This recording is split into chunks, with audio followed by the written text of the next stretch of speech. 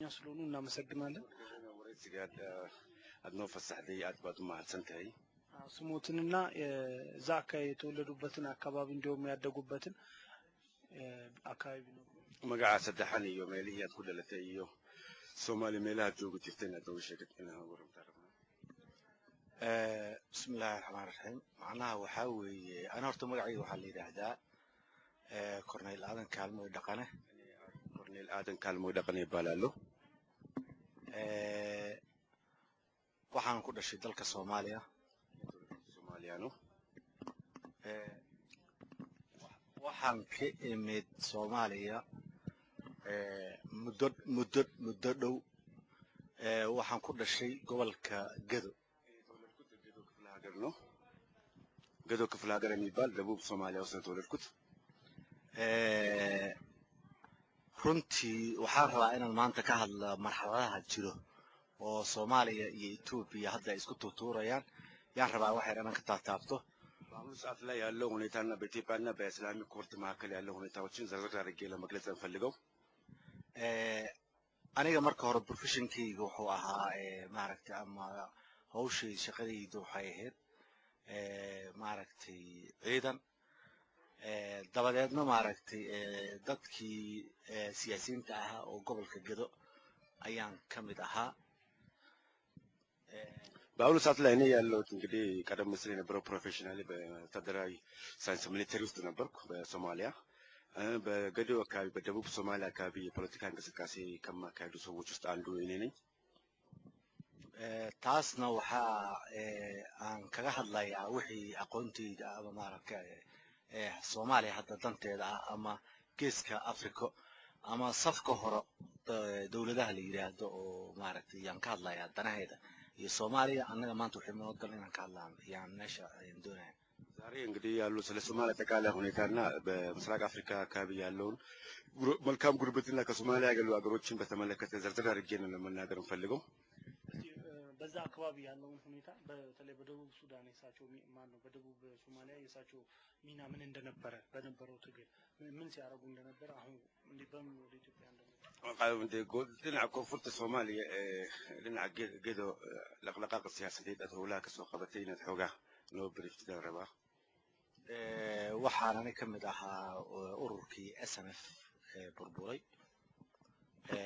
wuxuuna ma burburin macnaha waxa weeye wuxuu isu bedelay qaab dawladeed ayuu isu bedelay dawladuna kamid yahay shirarkii lagu qabtay Ilooreed oo maaragtay Kenya ku dhamaadayna waa qayb baan ka ahay arrimahaas ayaan ka qabtay meesha iyada oo kamid ahaa maaragtay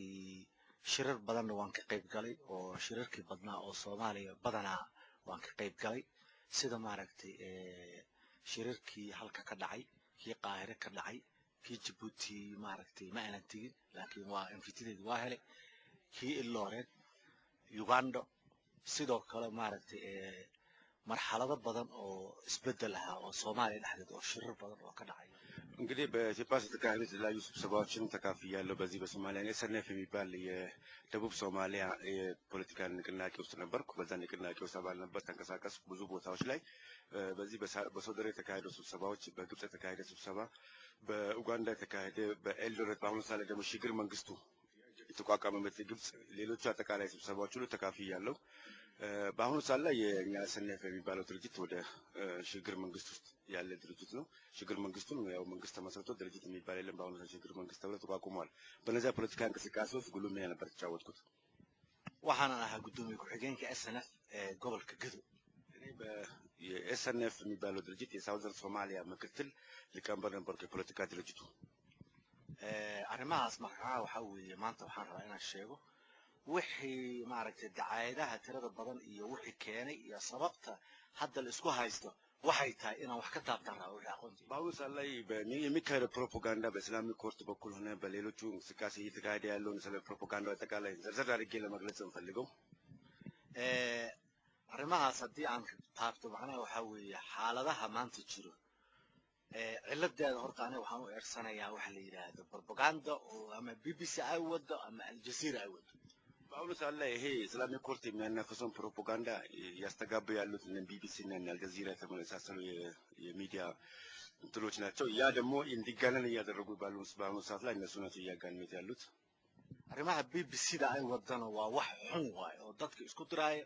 oo maartay dawladihii dariska ah food isu gelinaya oo dhibaataysan oo dadka aan waxba garanaynin wax magaradka ah maskaxdooda kala dhicinaya ሶማሊያን እያጋጨ ያለው ቢቢሲ የሚባለው ሬዲዮ ጣቢያ ነው። ምክንያቱም በጎሳ እየከፋፈለ ተቃዋሚ ፓርቲዎችን ብቻ እየጠራ የመንግስት ደጋፊ የነበሩትን አይጠራቸውም። ይሄንን እያለ እንቅስቃሴ እያካሄደ ነው ያለውና ህዝቡ ወደ ጦርነት እንዲገባ እያደረገ ያለው አንደኛው ዋነኛው ቢቢሲ የሚባለው ሬዲዮ ጣቢያ ነው። ሌላው እዚህ ጋር ዝም ብለን ልክ እንዳናደርገው ነገሩን አሁን የሶማሌ ደቡብ ሶማሌ በማን እጅ ነው ያለው? هذا محاكم قبل كجدو كونفورت الصومالية يا معمول هذا يكوس إيمان إسام دولة فدرال كوميل جارك يا ماموش معمول صار لا يشيك غير منقصتو بيدا ما كما تاونا ترجع يستهتر يالله من أهلنا أكابينو يا إسلام الفرديتو سبتي تقطع محاكم إسلامي جو دولك علشان أيك هذا معمول يعني تلقى وي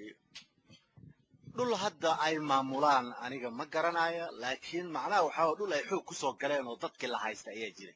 معمول صار لا بهاي لازم مريت نجي بتكل زبوط قبلات مرس دربت مريت لهم. بهاي اللي سيحوقوا قبصدين. waxay xoog u qabsadeen macnaha waxa weeye dadkii dawlad bay qaateen waxay qaateen federaalka bay qaateen dawladdu bay galeen ma garanaysaa degmooyinka hadda bil matalan ee ay galeen waxa weeye degmooyin isdhigtay oo aan dagaal iyo waxba ugu diyaar garoobin bay ahaayeen ayana dad soo diyaar garoobay oo ma garanaysaa hubkoodii iyo waxoodii oo dhan la yimid oo dad shisheeye wato ህዝቡ የሽግግር መንግስቱን ነበር መጀመሪያ የተቀበለው። እዚህ የሽግግር መንግስቱ እንደተቀበለ ወደ ሰላማዊ የሽግግር መንግስቱ የእርቀ ሰላም መንግስት ነበር። ያን እርቀ ሰላም ነበር በየወረዳው እያካሄደ የነበረው። ያንን ነው እነሱ ተጠቅመው አጋጣሚ ህዝቡ ለጦርነት ዝግጁ እንዳልነበረ ሲመለከቱ ነው በየቦታው የገቡት ከተማ ውስጥ። ummadii shisheeye oo ma garanaysaa ayagoo adeegsanaya arrimo aan jirin oo sida muslim oo kale muslim qof aan ahayn jira anaga muslim baan እንግዲህ እኛ እስላሞች ነን። እነሱ በእስልምና ሽፋን ነው የሚንቀሳቀሱት አብዛኛዎቻቸው። cid hadda maaragtay ama la hanuuninaya ama diin loo sheegayana ma jirta diintan ku dhalanay wey አሁን በእስልምና የሚታነጸው የለም። ሰው ሁሉም ሰው በእስልምና ተወልዷል። እኛ እስላሞች ነን። ስለ እስልምና መሰረታዊ ነገሮችን እናውቃለን። እነሱ ግን ያንን እንደ አዲስ አድርገው ለኛ ለመግለጽ ነው የሚንቀሳቀሱት። marka ereyga noocaas oo la adeegsanayo erey kale ayaa ka wanaagsan oo ahaa baabur sheerinka dawladda ku meel gaarka aan ka qayb qaadan ayuu yiraahdo taasaa ficilay እነሱ የሚያመቻቸው ነበረው በእስልምና ሽፋን ከሚንቀሳቀሱ ከሽግግር መንግስቱ በስልጣን ክፍል እናድርግ በሚለው የተስማሙበትን እንቅስቃሴ ማካሄድ ብቻ ነበረባቸው። sababaha noocaas keenayna macnaha waxa weeye waxaan weli loo fahmin oo la aqoonsanin in la yiraahdo war annaga xil baan rabnaa xilka aan rabnay ama baabur sheerinkii dawladda ku meel gaarka aan ka qayb galno taasaa u furtantay እንግዲህ ያን ነበር መልሶ መናገር የነበረባቸው ከሽግግር መንግስቱ ጋር ስልጣን እንካፈል በሚለው ላይ ነበር መንቀሳቀስ የነበረባቸው። አሁን በአካባቢው ያለው ሁኔታ ምን ይመስላል? حالة دادة جرت ديجان كسلو يهي قبل الصومالي كودهان يعني لوجو ورو xaaladda hadda jirta aan kaga warramo macnaha waxaa weeye dawladda ku meel gaarka adduunka oo dhan laga aqoonsan yahay waa dawlad aanan weli dagaal gelin siday u timid ummadda Soomaaliyeedna ma ay rabto inay dagaal geliso oo dhibaato iyo rafaad iyo qarax ay geliso hadda kadib qax dambe inay geliso ma rabto maxaakiimtana waxay rabaan in ay dadkii qaxaan oo ay galaan haddana qaxooti hor leh iyo dhibaato hor leh dadkay u horseedaan ayay rabaan dhibkaasna waa ka jiraa meesha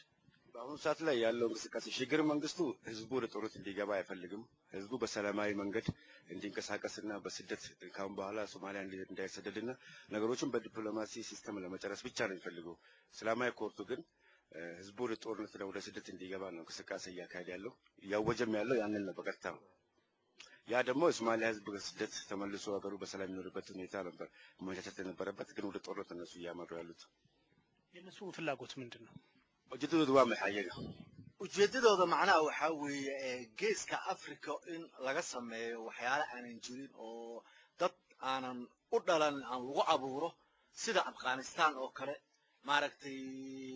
meelaha kale oo argagixisada lagu abuuray ay doonayaan. እነሱ እንግዲህ የሚፈልጉት በቀጥታ